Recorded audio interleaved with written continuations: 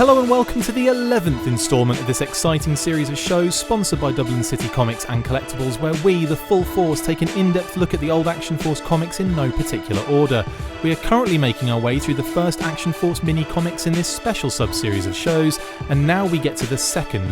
I am Chris, Grundle Ambush McLeod, aka Diagnostic 80, and joining me on this new episode, as always, is Brian, never venture too deep into the Grundle Hickey. So let's get on with it, shall we? Mini explosion. Our epic mini-comic adventure continues, as this issue of Disorder of Battle walks straight into a jungle ambush! Originally published in the free mini-comic number 2, issued with battle number 430 in July 1983. Credits include writer, uncredited, possibly Jerry Day, artist, uncredited, possibly Jeff Campion, letterers, uncredited, colours, uncredited. The cast includes the Black Major and Red Shadows, SAS Force Squad Leader Robert Buckingham, codename Eagle, SAS Force Trooper Harris, SAS Force Trooper Joe, SAS Force Trooper Unnamed, and the SAS Force Boat Patrol. Our story synopsis. Captain Rob Buckingham leads a squad of newly trained SAS Force recruits through a mangrove swamp in East Malaysia as part of their jungle survival training. Unaware that his location has been discovered by Baron Ironblood and the Red Shadows, he's leading his raw recruits into a trap. As the sun rises, SAS Trooper Harris comments on the red glinting through the trees. Really good camouflage, that. Buckingham immediately suspects something's not right and fires a burst of bullets into the jungle, revealing a Red Shadow sniper. He orders the boat patrols to reverse, but the Black Major is ready and closes the trap behind them, preventing their escape. The Red Shadows open fire to the cries of "Blood for the Baron!" The boat patrol, I've got to say, just want to comment on the design here. It looks real. I never owned a boat patrol as a kid, and I still don't as an adult. Jeep roof, as I call it. Jeep roof. I have seen photos online. I never thought it looked like much. It looked like a Jeep roof, but they make it look really cool in this story. Yeah, like creeping through the jungles in the water. Yeah, it looks really neat. Like, I kind of want one now. I think the context helps, doesn't it? This kind of like stealthy SAS team making their way down river and all that kind of stuff, and then being ambushed. Yeah, it's really cool. Although a little exposed, I must say. You know, no matter how low you get in that thing, you're not going to really have any coverage. Yeah, you've got no cover. You're a sitting duck. The two SAS troopers in the rear boat patrol are both hit in the hail of bullets and mortally wounded. There you go, there's the proof. However, they manage to turn their craft and ram their attackers in a suicide run. The boat fireballs in amongst hordes of Red Shadows, but the hail of bullets remains persistent. I found that interesting. Like, usually the kamikaze kind of attitude is given to the Red Shadows, to the terrorist groups that the Action Force team are fighting. And in this kind of case, they're almost fighting fire with fire. It's like, well, we've been shot. They were quick to diagnose their wounds, weren't they? To say, like, right, we've basically been shot, we're going to die, let's just kill a bunch of Red Shadows in like a blaze of glory type thing. Reading it now, years later, with the perspective of, I'm going to say an adult, but like that's in inverted commas, it's very heroic.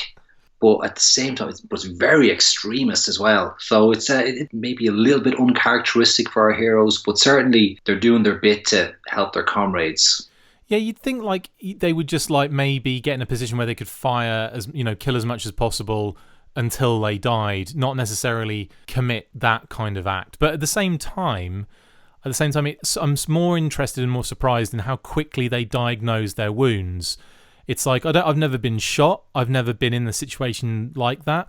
But, I feel like if you get shot anywhere, the last thing you want to do is do anything. Shot in the arm, shot in the leg. Obviously, if you're shot in the gut, I'm not sure you can actually do anything other than like groan around in absolute agony. Do you know what I mean? They know they're goners. So it's like, yeah, we've no hope here. We've just got to go out in a blaze of glory. Let's do this. Buckingham and Harris put up fierce resistance, but the odds are overwhelming. Eagle orders a retreat, but the Black Major's marksmanship skills are put to excellent use as he kills the boat driver with a single pistol shot. With no other options available, Eagle dives overboard and takes cover underwater. Coward. I'm kidding. That actually we're talking 4 or 5 panels here of just incredible action. Yeah, it's fast. As our heroes are like, just they haven't got a chance. The easy pickings for the Black Major. Like we've already discerned that there's no cover on this boat. It's not a difficult shot for the Black Major to take, and Eagle has no choice but to get the hell off the boat and try and find cover somewhere else. Totally. Following a trail of blood, the Black Major leads his shadows through the swamp, hot on the heels of their quarry. Eagle makes it to shore just about. He is wounded and knows he has no option but to make a stand and fight. He spots the entrance to a ruined temple and chooses that as the place to make his last stand. He checks his gear. All he has is 1 ammo magazine, an abseil rope, and a grenade, plus his expert SAS training. Which would probably be able to kill all those red shadows anyway, just the training aspect. It's nice that he kind of lists off an inventory of his kind of gear that he's got left on him. Presumably that will be revealed, or that will all be put to good use later in the story. I imagine so.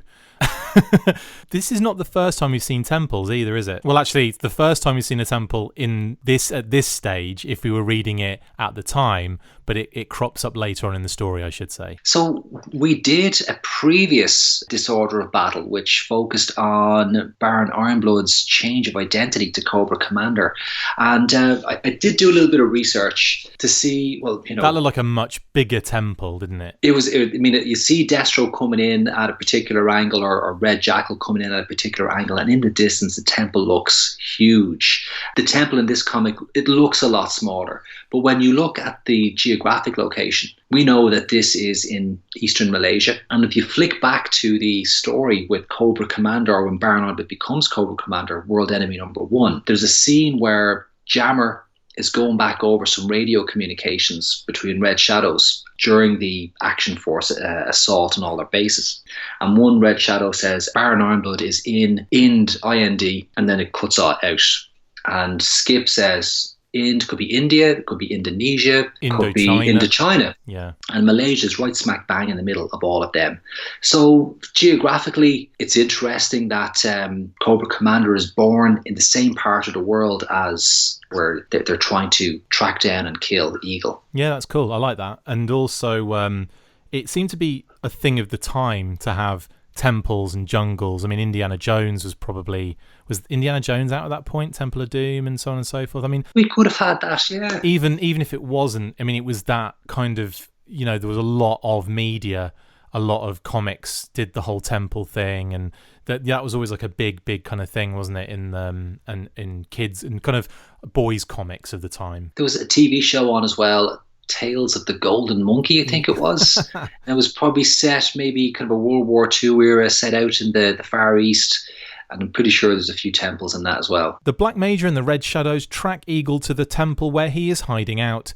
They hear Eagle's voice taunting them to come and get him. They rush in, guns blazing, but discover that the temple is empty. We see that Eagle has escaped the temple through a hole in the ceiling, thanks to his abseil rope, and is now hiding outside the temple up on the roof.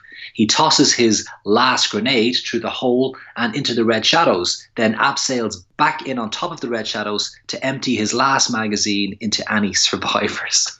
Wow. Harsh.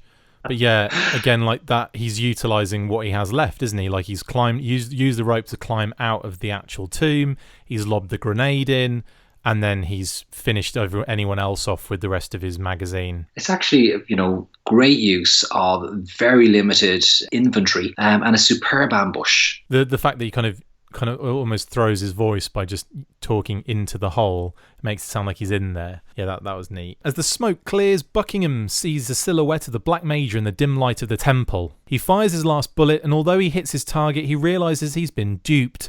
He's hit a stone idol with the Black Major's cap resting on top. The comic ends with Buckingham making his way through the swamp on a makeshift raft, reflecting in the fact that it will take him days to get information back to Warn Action Force that Baron Ironblood and the Red Shadows are back. Wow. He's got a long way to go. And obviously, I think the message here at the end of this story is that he won't have time to alert Action Force to the dangers that they're facing in time for them to have any sort of preparation for mini-comic number 3. Yeah, so it's almost saying like each faction of Action Force is going to be introduced into these mini-comics, and it's going to be like how they deal with the surprise element, I suppose, by Baron Ironblood. So Space Force are taken out first. That's the communications line for all of the, for the global Action Force team taken out. In this one, it's the SAS that are now kind of struggling, because even though it's not the entire SAS force, their leader is now up creek with I'm not even sure if it's a paddle or it's just a sausage. It's a bit of a stick, yeah. So he's got a stick, which he's up creek with a stick, and so he's kind of out of the picture. So now it's down to Z Force and Q Force. But in terms of this particular issue, again, a nice little introduction to SS Squad Leader Eagle, kind of shows you what he's about. The Black Major kind of gives you a little insight as to his, I suppose, well, there's also a bio in there for the Black Major, so it explains that he was ex-Action Force and all that kind of jazz. So there's a lot of cool stuff in that particular bio that makes you think, oh, I want to read more about this. I hope they cover that at some point. I think it's a great little kind of story focusing on this, the SAS faction within Action Force. I love that the jungle kind of warfare theme is topical. You had it with Rambo, you had it with the Temple of Doom, and a few other kind of TV series around that time. So it was very popular.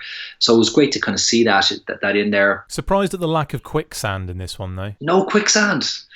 I mean, obviously, real estate is limited, so you can't get all your jungle cliches in there. Yeah, there would have been like the tribes that would have been there, the natives. They weren't utilised. Definitely, I don't think I saw many monkeys in it. Didn't see many monkeys knocking about. Yeah, so they only really got the temple in there, didn't they? But and nobody swung from a vine either. Exactly, Tarzan wasn't involved. But again, an enjoyable little mini comic, and again something that would definitely wet the whistle, shall we say, of any children wanting to get into this as an ongoing story arc. One thing that I would love to have seen would be if there was going to be like an issue 2B, would be the Black Major and Buckingham having a one-on-one. Yeah, like a little sniper off type thing that we've seen in a couple of other... face off. Yeah. I mean, they're both trapped in the jungle, both are, possibly the Black Major's wounded too. We don't know, but he just, we know that the Black Major is a brilliant soldier, and he must have been a member of Action Force. Yeah. But he just seems to just back off once Buckingham has taken out the Red Shadows. The Black Major just runs for it rather than... Which is interesting because, let's face... Well, I'm not sure, you probably didn't know how much ammo he had on him. That was probably another thing. He probably just got out because, his whole team was taken out. So it's like, right, I'm not hanging around for this. Had he known that Buckingham was probably down to nothing, he probably would have stayed and shot him. Yes. So many military campaigns have failed because one side didn't know the other side was nearly out of ammo. Exactly, yeah. In any case, another cute little mini episode. Brian, thanks for jumping on again and doing a quickie for the Disorder of Battles. My pleasure. That's it for this rather mini instalment of Disorder of Battle. Thank you to my co-host Brian Hickey and to our sponsors Dublin City Comics and Collectibles. See you next time for part 3, and as always, full force. Make sure you get involved with the discussion by liking, sharing and commenting on these videos, and as always you can keep up with the show after listening by following on Twitter @TheFullForce, liking the Facebook page facebook.com/TheFullForce, and if you would like to contact the show you can message us on either of those platforms with feedback or questions. We have also started a Patreon page, so if you want to see your name up in lights on these videos or enjoy exclusive bonus content, then check out patreon.com/TheFullForce podcast, or click the link on any of the posts this podcast appears in. Full Force.